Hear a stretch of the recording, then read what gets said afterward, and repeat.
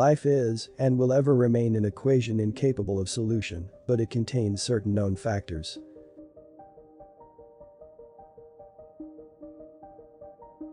The present is theirs, the future, for which I really worked, is mine.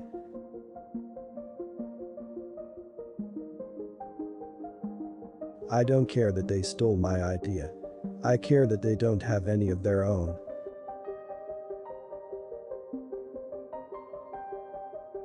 If your hate could be turned into electricity, it would light up the whole world.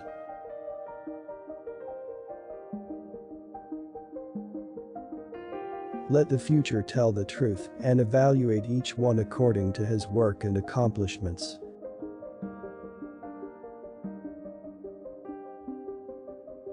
I do not think you can name many great inventions that have been made by married men.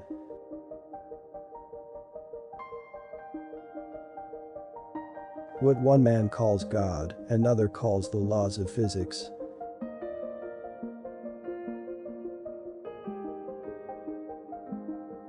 It's not the love you make, it's the love you give.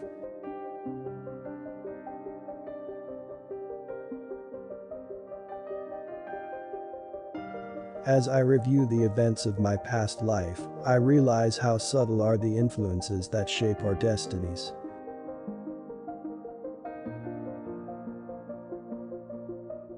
The progressive development of man is vitally dependent on invention. It is the most important product of his creative brain. Inventors don't have time for married life.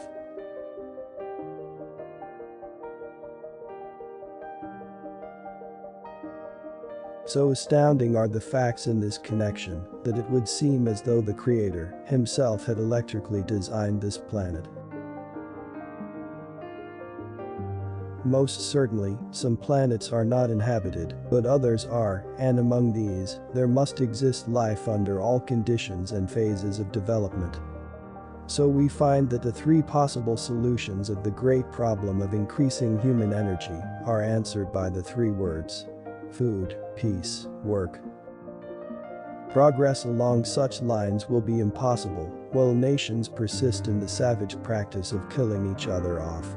I inherited from my father, an erudite man who labored hard for peace, an ineradicable hatred of war. You may live to see man-made horrors beyond your comprehension.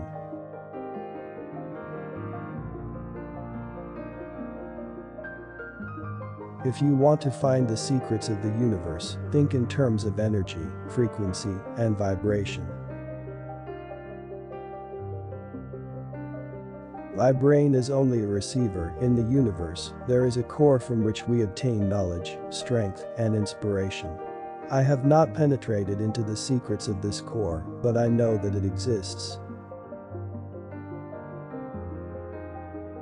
Our virtues and our failings are inseparable, like force and matter. When they separate, man is no more. Invention is the most important product of man's creative brain.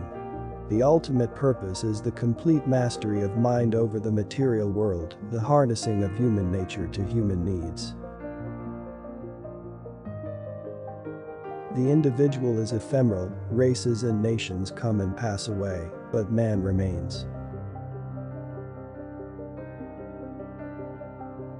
The scientific man does not aim at an immediate result. He does not expect that his advanced ideas will be readily taken up. His work is like that of the planter for the future.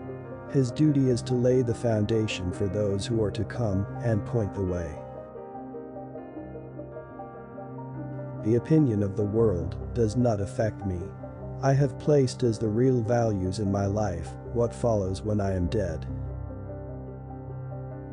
We build but to tear down. Most of our work and resources squandered.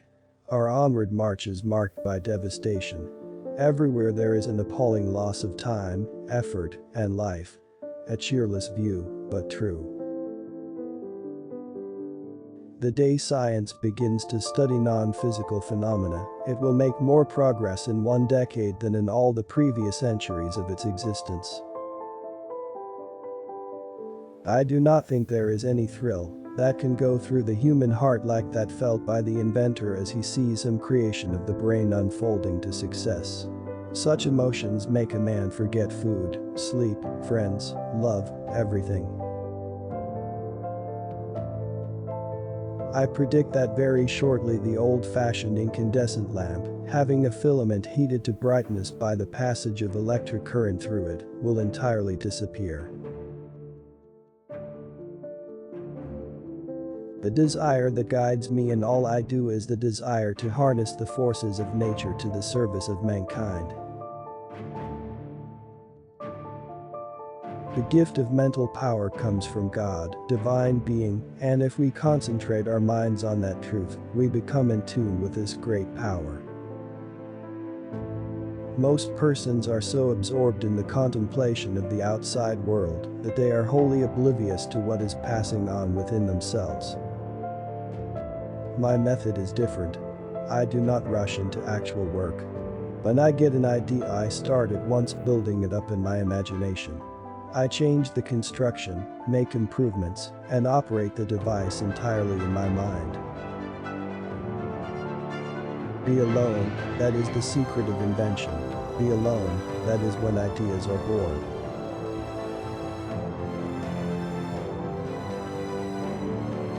We crave for new sensations, but soon become indifferent to them. The wonders of yesterday are today common occurrences. The scientists of today think deeply instead of clearly. One must be sane to think clearly, but one can think deeply and be quite insane. I am credited with being one of the hardest workers, and perhaps I am, if thought is the equivalent of labor, for I have devoted to it almost all of my waking hours. But if work is interpreted to be a definite performance in a specified time according to a rigid rule, then I may be the worst of idlers.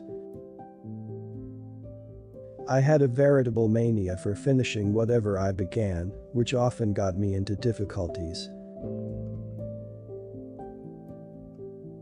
All that was great in the past was ridiculed, condemned, combated, suppressed, only to emerge all the more powerfully, all the more triumphantly from the struggle. Every living being is an engine geared to the wheelwork of the universe. Though seemingly affected only by its immediate surroundings, the sphere of external influence extends to infinite distance. From childhood, I was compelled to concentrate attention upon myself. This caused me much suffering, but to my present view, it was a blessing in disguise, for it has taught me to appreciate the inestimable value of introspection in the preservation of life, as well as a means of achievement. But instinct is something which transcends knowledge. We have, undoubtedly, certain finer fibers that enable us to perceive truths when logical deduction, or any other willful effort of the brain, is futile. In no way can we get such an overwhelming idea of the grandeur of nature than when we consider that in accordance with the law of the conservation of energy, throughout the infinite, the forces are in a perfect balance, and hence the energy of a single thought may determine the motion of a universe.